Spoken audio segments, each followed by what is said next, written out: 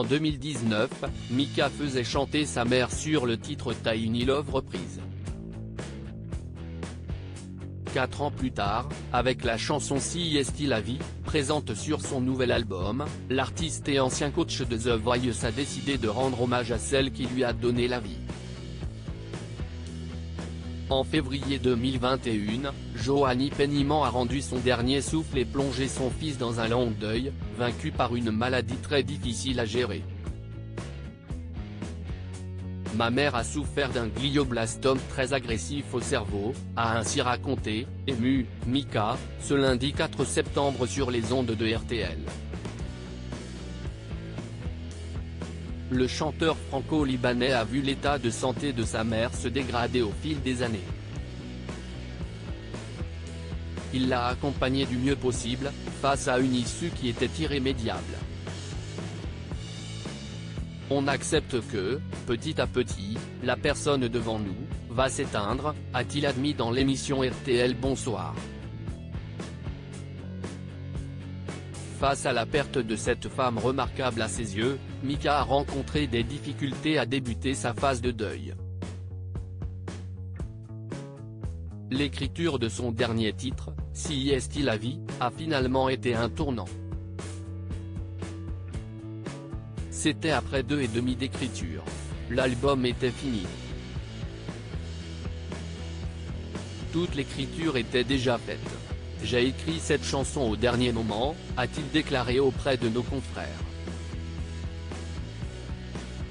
Il est alors parvenu à dire ce qu'il n'était pas parvenu à dire au moment du décès de sa mère, et lors des mois qui ont suivi.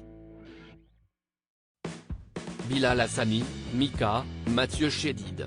Ces personnalités travaillent en famille. Mika, sa mère a été son habilleuse de son vivant, Joanie Penniman n'a cessé d'épauler Mika dans le développement de sa carrière. L'artiste de 40 ans tenait donc à avoir un souvenir musical aux côtés de sa mère. Il est parvenu à le concrétiser avec le titre Tiny Love reprise, et ses paroles chantées par la défunte sur son lit d'hôpital, après l'une des premières opérations sur son cerveau, s'est souvenu Mika sur RTL. Une situation qui a rendu furieuse la famille du chanteur, qui ne comprenait pas pourquoi il tenait tant à faire chanter pendant des heures sa mère souffrante. J'avais cette urgence totale de capter le lien que j'avais avec elle. Le lien, c'était la musique. Donc je me suis dit que si je réussissais à capter sa voix, peut-être je capterais un peu de son âme, a-t-il alors expliqué au micro de RTL, ce lundi 4 septembre. Depuis, Mika a bien du mal à écouter Tiny Love reprise, sans avoir les larmes aux yeux et le souvenir qu'au moment de l'enregistrement, elle n'était pas très bien. Crédit photo, capture d'écran RTL.